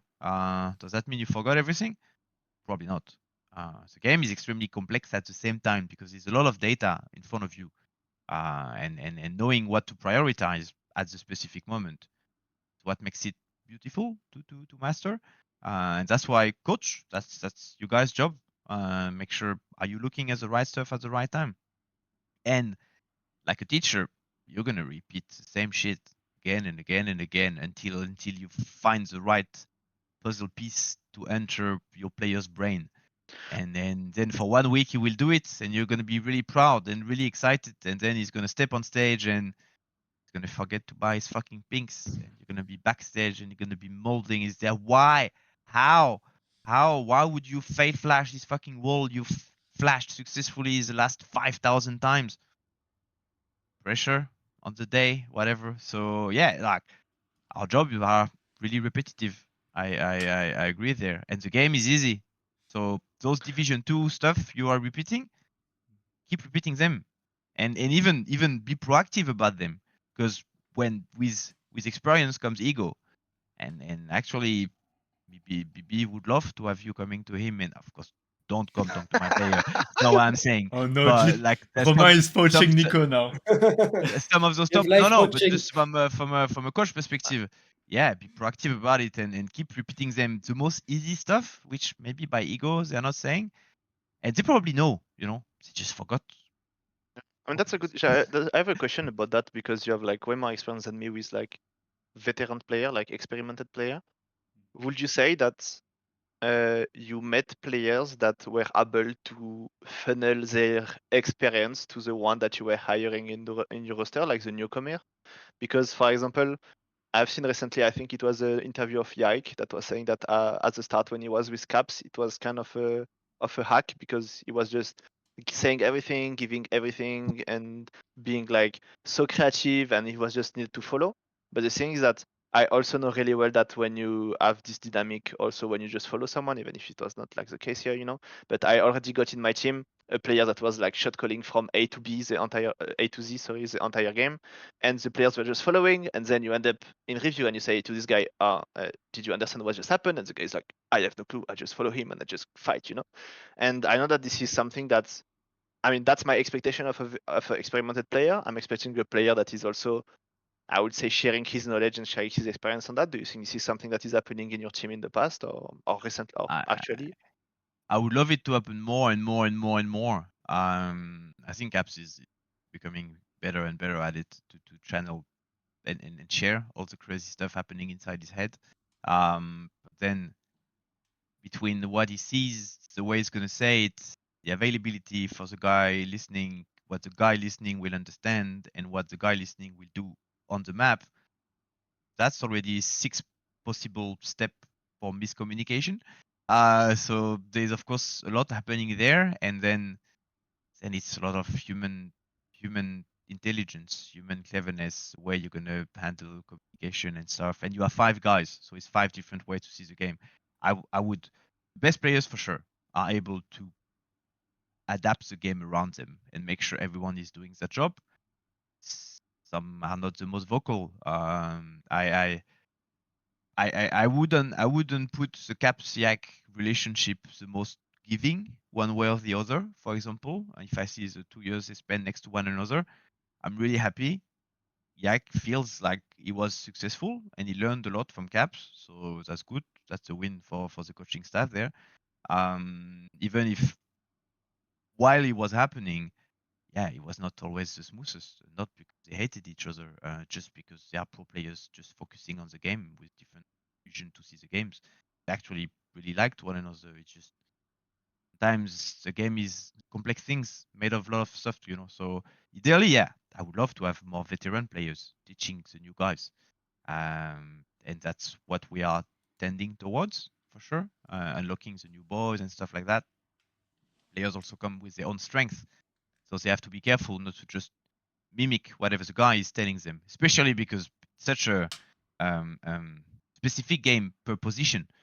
If I hire you as a top laner, I'm expecting you to be already really knowledgeable about your job as a top laner. And if you have the trust from your other teammates, they will trust you to do the best job as a top laner. The moment they start to think, I could do a better job than him, you may have a little challenge on your hand, because then they're not going to respect one another, and the shot calling is going to be different. And so it's a really fragile ecosystem. But when it clicks, it's really cool. So yeah, ideally having a team mix with all players, new players, all players able to give the knowledge, the new players bringing the motivation and the hype and the energy and the freshness of everything they're going to discover, seems to be the best recipe, at least on my book. Yeah, having the old one talking, yeah, it's good. But as you're saying, if they just talk and the new guys are following blindly, probably not going to win the game as well. They need to understand. That's when the coaching staff comes in. Do you understand what happened? No. Actually, old guy, did you understand why you did that? I don't remember.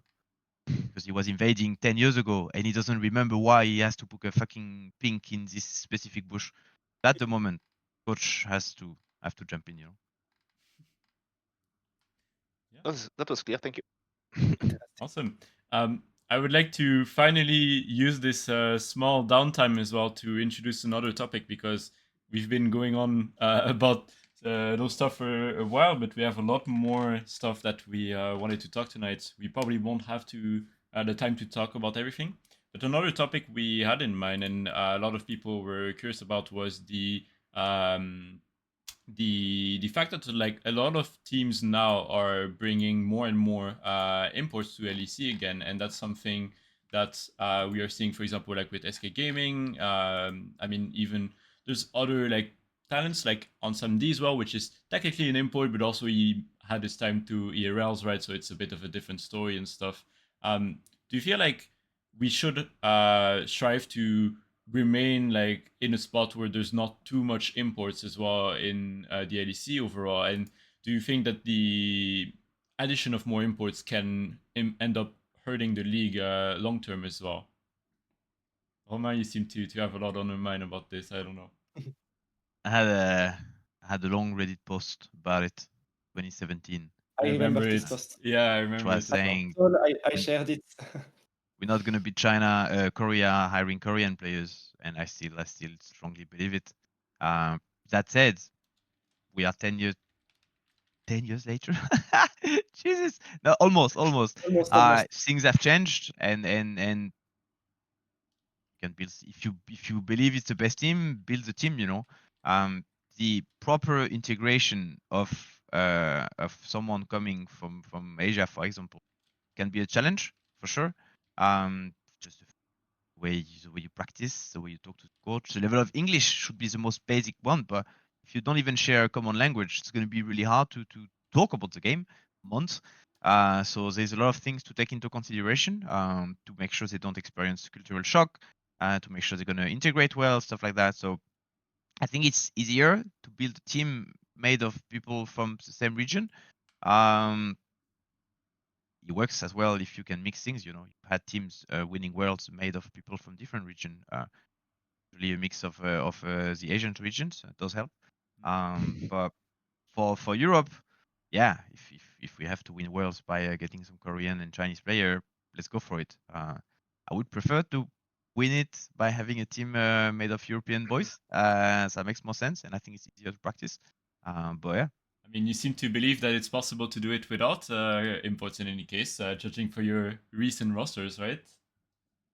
Yeah, that is true. And at the same time, some pretty successful roster. I've had international boys, Rangover, Uni, once upon a time, and I've worked with Korean players as well. So back with Unicans of Love and Optic. So it is doable. As long as you build the best team, so you win worlds. Yeah. And Nico, I mean, obviously, I know you probably don't have like the full reins over like roster decision and stuff, but I mean, for example, GIANTX is one of these roster that like max out on imports, right? You have Noah and Jude, for example. How is it like working with them in general? And I mean, obviously, I won't like ask you if you like in an ideal world you would rather have a full E roster. I don't want you to throw your players under the bus and everything, but how has been the experience as well in general? I mean, first thing first, the thing that is important to know is that the Korean player that we get in Europe are the Korean player that they don't want in Korea anymore. And that's not a bad thing to say. This is like just the reality of the market. So on paper, we are getting players that should not deserve LCK from LCK standards. It happens that some players arrive in Europe and just pop off.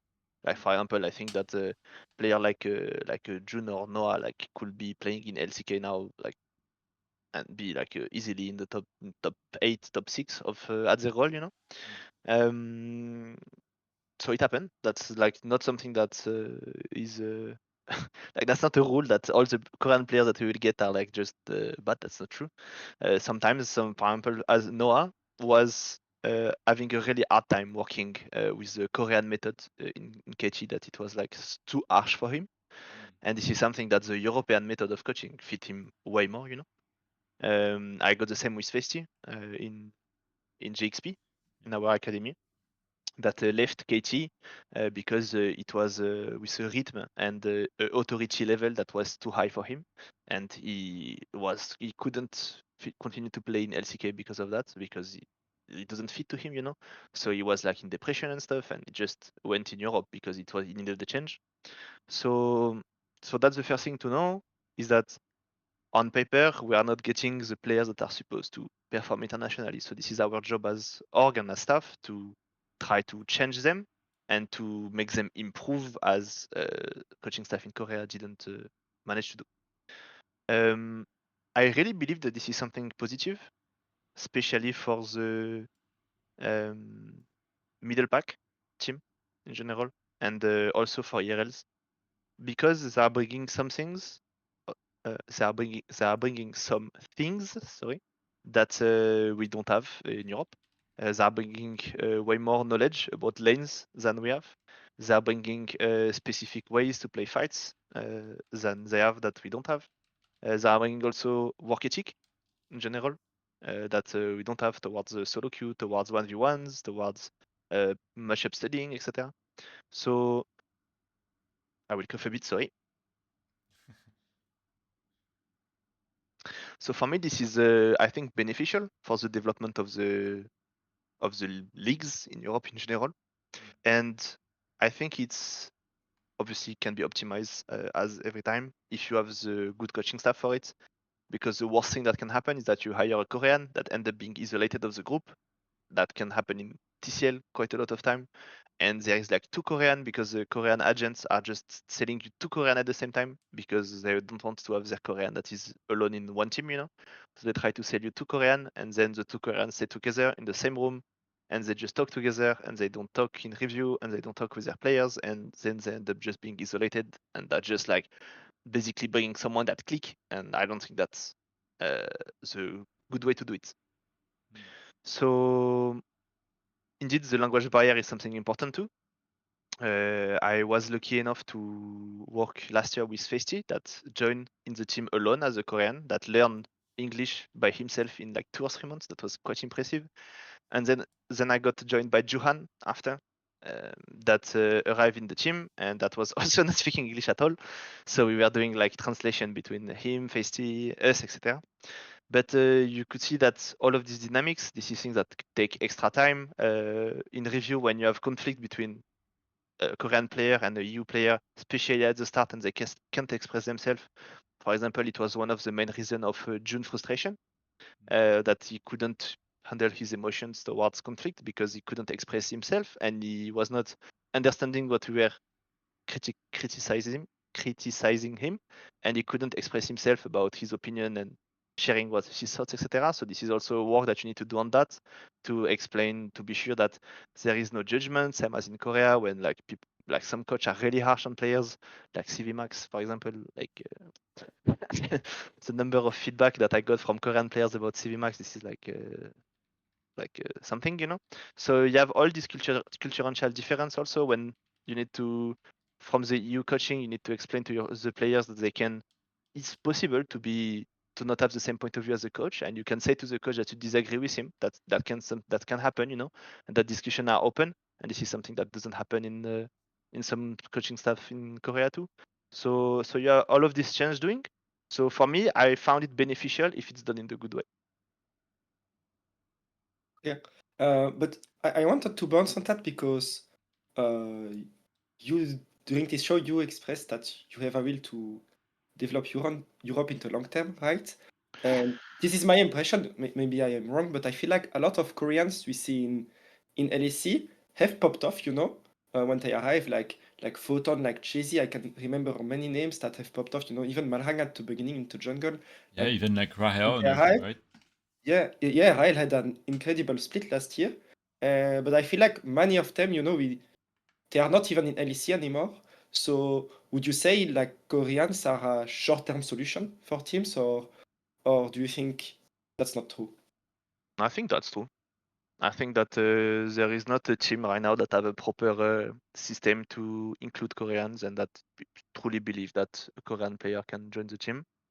I think that from what I understood, I don't want to say that, but it was one of the goal of Lozark, so my other esports, to try to make GX a bit one of the main team in LEC in that aspect because Koreans most of the time are also really good in cost efficiency wise from a club perspective during off Yeah. season. They are most of the time cheaper than European players for the same base level or better base level that then you can improve if you have the good methodology. So this is like this is for sure short term. I believe that players that like Noah and June and maybe Poby, who knows, uh, if they continue to develop themselves, they will be part of the LEC fully. Like Impact, for example, in NA. For me, like players like that, if you can have a players like that in your region or core GG, this is this is like give me some, give me some. And so yeah, so this is the kind of players that I think we need in LEC because they will have the hands and they will have the work ethic and they will have the experience with European players too and the Korean culture to bring. And for me, this is for new players, like this is priceless to have. Romain, do you think we may maybe one day have Koreans within G2, or is that impossible? Yeah, Maybe one why day. not? Got Trick back in the Interesting. day and I stuff, right? I just want to win, So if that helps us, I believe for all the reason Nico shared and the one I shared a bit earlier, it's harder to create a full team dynamic with someone with a really different culture there. It requires more work. Yeah. It requires some specific. It is just a language. Just a language difference makes it hard. So harder, not impossible. It's been done. It's just I think when we are min maxing so many stuff of our daily life, one is a no-brainer. The ability Yeah. to communicate deeply, feelings, meta strategies. I mean, Romain, in the end, when we look over LT and sorry, no, it's when okay. we look over LT and LEC in the past 10 years, we mentioned Core GG and Impact, but I feel like maybe there are exceptions in how many Koreans we saw coming into Western regions. There's not much so many that stayed for a long time at a top level. So I think that's maybe an indication of how difficult it is to integrate them. But Romain, Yep. have you been sold on the Loopy Nation yet? I'm still not fully understanding the meme there. So my meme expert is usually BB. So I can tell you at the end of that call, I will just go to him and Fair enough. bring me up to date. I mean, it's just Loopy is the goat. That's all there is to it. There's nothing else. All right. Um, all right. Well, we are already quite far into the show. We're almost at 2 hours. So I say we can look into maybe one more topic. Blair, is there like any topic in particular that you really wanted to chase? I mean, I think one of them that we had in our list was really interesting was the entire topic about franchise in general. I know a lot of people are very critical to the LEC being a franchise. Obviously, I mean, everyone has been saying like, "Oh, franchise is the enemy of competition," because teams are like, they're like having stale rosters sometimes, and they maybe don't try to win or something, and whatever, all that and stuff. Like people call for guest spots or whatever. And yeah, I just guess I want to ask you both, what are your thoughts overall on the LEC in its current state? As a 10 teams franchise, would you prefer, I mean, do you think it would be better for the region if we put economics aside in particular to have a more open league in I guess, a hypothetical future, right? In a Yeah. utopic league? Yeah, from a competitive perspective, would it be better? Yes, obviously. Like if you put economic aside, you open everything, and yes. But the problem is economics. That's like Yeah. right now looking at the market. I don't know what is your thinking on that, Romain. But me, when I look at the market, I want to close every league. It's Oh. the story of my life. When I joined Unicorns of Love, we had no money. It was fun, but we really had no money. And to point one of my biggest questions back then was, who is crazy slash dumb enough to give us? So we have not a lot of reach. We're playing video games. Okay, I understand why you would give us a little tiny 20k, maybe 30k for the reach we have, but that's not going to be enough to have the whole roster paid. And this question obsessed me to a point where I was like, am I going to be able to live from it? I'm sleeping on a sofa in a gaming house with a unicorn on my chest. Fair, it's really fun, but am I going to be able to live from it? And franchising was a big topic back then. Teams were screaming for it. We were screaming, not playing, screaming, scream. Please give us franchise. Why? Because that's the only way to close the deal. A full split was 3 months. So 3 months in business is, yeah, they check your offer and maybe they're gonna answer. But by the end of the split, they are about to answer you. Oh, we are considering, but what are you telling me? You got eliminated from the stuff we are about to pay you for? You're not gonna get any money. So from a sponsor perspective, it was impossible to get anyone when your lifetime span can be 3 months. Doesn't even remember Mysterious Monkey. Oh my Those god, I those remember those that. old names from the past. They arrived, they left, done. And Ninja in and so that was Pyjama. there's an IP. Yeah, at least they were a bit bigger because they had some Counter Strike background. But yeah, the life cycle of a team was way too short to create any business opportunities for external people. The OGs So will and remember Meteor Maker that like threatened one of their players to like kick them out of their house or Two something as Maker, well. Yeah. Mitchell Maker, really good example. So and so what right when I was questioning myself about the stuff, I had the offer from Optic Gaming because North America decided to jump the gun and start franchising, which was really interesting and lucrative. And too much money were put there because a lot of the American investors thought it was going to be the new NFL. Mhm. NFL, not LFL, talking the football, not the French league. Yes. Sorry, French accent. And yeah, they ended up spending more money than the values they could get, whatever. But franchising allowed those big sponsorship deal. It allowed the league to also have better deals, and that was really really fun. And then came back to Europe to work for Riot, so I saw the franchising from the Riot side of things, and it was excellent for the business side of things. It allowed us to sign long-term deal. Teams were really really happy about it because finally you can start to sign multi-year contract deal with a sponsor, which was normal for sponsors, but that was crazy for esport. Why would you give me money for 2 years when I don't even know if in 3 months I'm still part of the league or not? And yeah, if you're G2, if you're Fnatic, especially back then, you can say, oh, we're so good that we're never ever gonna be relegated. That happened to some people. So franchising was a necessity for business. Um, Do for you, competitive, yeah, of course, I would love franchising to be gone and the up and down system to exist again. I But mean, if you really want to min max the competitive side, if you ask Caps yeah.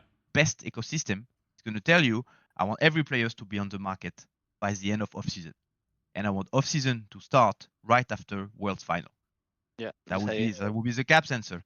I That want would be really fun. everyone. That agree. would He be really wants to fun. put everyone in a room, and 1 hour later, you have 10 teams exiting the room. A bit Like like to how you draft. build like a Yeah. draft, exactly. I mean, Like how I you agree with build a that. football team in high school. I agree with that. Of course, I agree with it. That would be incredible. That'd be so insane. That would allow you to create the best team ever. That's how you used to build a team for the Go for Mhm. LOL back in the day, and you go Oh my there god. and you get the money and you come back. The reality of business makes things different. So yeah, if every player has agreed to spend their year on a 30K salary, yeah, we can sign only a 6 month long contract and everyone fight in the room and create the best team in the world. Maybe it's a solution. But then what is I'm not sure the players are going to accept that. But what is the solution to this then? If we cannot remove franchising, is there a middle ground that can be found? For example, I mean, we see in the LTA they tried the guest spots, right? Do you think that guest Yeah. spots can work, or are there teams Work. that go through like guest spots? Like, are they, I guess, condemned to have less money because they have less sponsors because they're not sure if they're going to be in the league, for example, right? Me, I have I don't have the answer. I have my point of view on that, Armand. Okay, give it to us. Me, I think that looking how unstable is the market and the ecosystem right now financially, I think that for the next, like, let's say 5 years, like having open leagues even in ERL, for me, it's not sustainable, not realistic, and it's actually dangerous for for the ecosystem. I think that for a short term, my view will be to have a closed league, so franchising even in ERL. So in my format of 2 leagues, outside of LEC. And I think that this team should just focus themselves on being able to sell player to LEC team.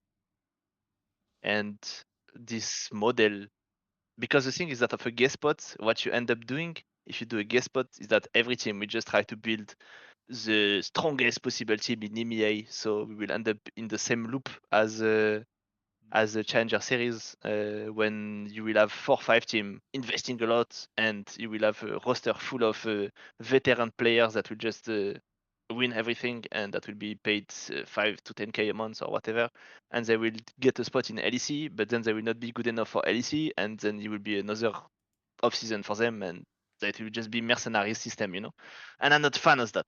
It's like too recycling.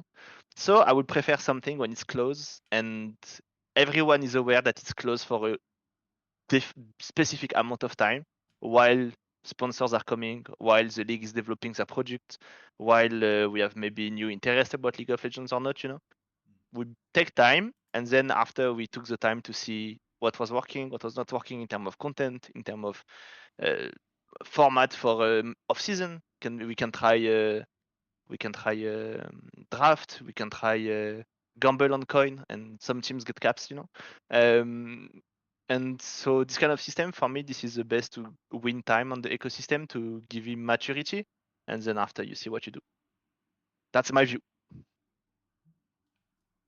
At least it fits what you say on Twitter, so interesting to have the explanation behind it.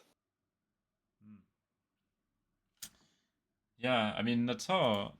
It's all very interesting, but yeah, I mean, it just feels to me like, in any case, like what we at least from what you're saying, like we need stability, and in a way, I guess either having just a separate like academy league or something with like scouting for younger players and stuff like this, for example, or having a LEC Division 2 on the side and then feeding the ERLs into it, and then like maybe having, I don't know, like 20 teams in like a Division 2, and then like only relegating like 2 a year or something. So like there's very little like change or whatever. Like maybe that's what we need.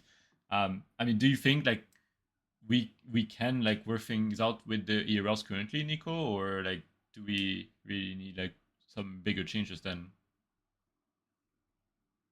I think that we need bigger changes. I mean, current ERL system goes in the sense that Nico says that teams are designed to try to win, not to develop players, because it's not in But their the thing that interest they to don't just sign they players don't 1 year. they don't Mhm. even know why they are winning anymore. That's the bad part of the system in ERL. Is that now look at KC with the second era. Boys winning 1 time, 2 time, 3 time, 4 time. Then what? That's not the higher level. You can't have access to it anyway. What's the point? Like for me, this EMEA system like almost doesn't have sense anymore. The way it's designed. The EMEA system could have like a sense if you were winning points to have access, for example, to open tournament at the end of the year. That you face all the team from all the circuits. Same, I think this is something that CS:GO is doing, if I'm not wrong, this year maybe, or Valorant, I forgot. I don't know. But Yes. But for me, like that could make sense, you know. Then EMEA makes sense. Like you are winning a spot to have an open tournament with LEC team. Right now, you are winning EMEA to say I want EMEA. Like, Yeah. like that doesn't give anything, you know. I have a Definitely. I have a risky topic as well. What do you think about Los Ratones in ERLs? Because I mean, they won back-to-back EMA Masters now, and I mean, we know they're like almost full stream team, right? And they are not playing to develop themselves or develop players. I mean, you could argue that Velja is developing on that roster as well, and he's becoming a better player as well. But even before that, he himself like decided to go into streaming more than actually like pursuing a pro career because he's been in the ERLs for so long and he never managed to get on a team that was going to be able to give him that spotlight to develop, right? I mean, he played in the Benelux, he played in the Balkan League and everything. Do you think that a team like Los Ratones is like indicative or like I don't know, it like embodies a bit like the issues with the ERLs in a way. Not saying that like people like Cage or whatever they're doing bad for the scene, but like the fact that we're having a team like this that just like stomps through NLC every split, even like stomps EMEA Masters to some extent as well. Like, is it bad for the ecosystem in general? I don't think. I think that they bring a really good dynamic. I think that they have players that have a lot of experience. So in general, when you face them, you can learn a lot about the map, about tempo, about pressure, waves, etc. I think that they are good gatekeepers. Also, that means that if you can't pass Los Ratones, then you don't deserve to be in LEC. And so for me, this is really positive. The only thing that it enlight maybe is the fact that ERL players are getting weaker or not as good as the OG's one from a long time ago. Because I think it was a tweet of Crowny that was like, "Oh yeah, I want back EMEA after I don't know how much time or something," and I was like, "That's crazy, you know." And the fact that this guy is able to just come back and casually win it again, you know, while not screaming that much or sharing the scream on Twitch and stuff. Like for me, it just shows that our talent funnel is not working well. And like that's it, you know. Like that's a good indicator, but this is positive for the scene. Yeah, it gives a strong team for rookies to practice against. And Yeah, I mean, yeah. like on my Discord, like I have kids in NSE, and they're so hyped to play against Los Ratones. They're like, for them, this is referential. This is also a taste of viewership. They are trying to do some banters. They're like, "Oh, Nico, look, I filmed myself throwing a paper in the trash or something," and it's like to banter Los Ratones, and I'm like, "Wow, so cool, bro! Like, so cool." But you know, like this is stuff that are also important to that are part of the dream that Romain was talking about. This is like to have fans, to play in front of a crowd and stuff. This is like part of this journey, you know. So this is positive for sure, and they can learn a lot from them. So Yeah. this is for sure positive, yeah. Good. It's insane. It's so cool. I love it. Yeah, fair. It's a team of all guys winning. Okay. Yeah, and I agree with everything Nico said. Probably just repeat different way. It's just Alright. awesome. I think it just for business is good, Yeah. and it makes the game live longer. So it makes sure I keep my job for another maybe 6 months, 1 year, 2 years, 3 years. I mean, And we're this all is very good. Thank thankful to you. Keijo. I think the same Yeah. thing. So that's it. That's it. It makes people watch NLC. It put NLC on the map. Like I'm sure 95% of the ecosystem didn't even know there was a league in the Nordics. And from what I remember from my time at Riot, this league has been carved Yeah. and reunited and then carved again and stopped, and then you add 3 countries and you have the so now they know where it is. Thank you, When I, Casual. when I went in NLC, I needed to bring WoW to have some viewers in the league. Yeah. I'm not surprised. Some of those casts were like 10 people watching. So now we're talking thousands and thousands. Amazing. It gives a lot of broadcast for the new kids. And yeah, like what you said, gatekeeper, exactly. If you can't beat them, then you're not LEC level. And the whole goal of ERL should be for LEC team to get new players. That's it. That's it. And before we had a connection, so it was faster. If you really win everything, qualify for LEC, so you go there. But check the team who qualified back in the day. You had all the players there every single time. I'm not just talking about Gilius back in the day, but those guys were there, you know. So you could have the same argument of saying, hey, it's always the same kids going. Yes and no. Yes and no. If you dive down and you check the nuances of it, yeah. So right now, a team of all guys is winning everything. Yep. Practicing in the weirdest way possible, making everything public to the comms. Okay. That new system, bringing viewership, making people talk, create some noise on everything, create some reach. Yes. +1, +1000. All right. We Okay. are already past the 2 hours mark, so I think we should move to the conclusion now, just to finish up, and we can finally let you go. I mean, Nico, is getting very dark in your place. You should maybe turn on the light, etc. I don't know. Real basement experience. Oh, mine is Wow, too far. flashbang. Mine Yeah. is too far. You are lucky.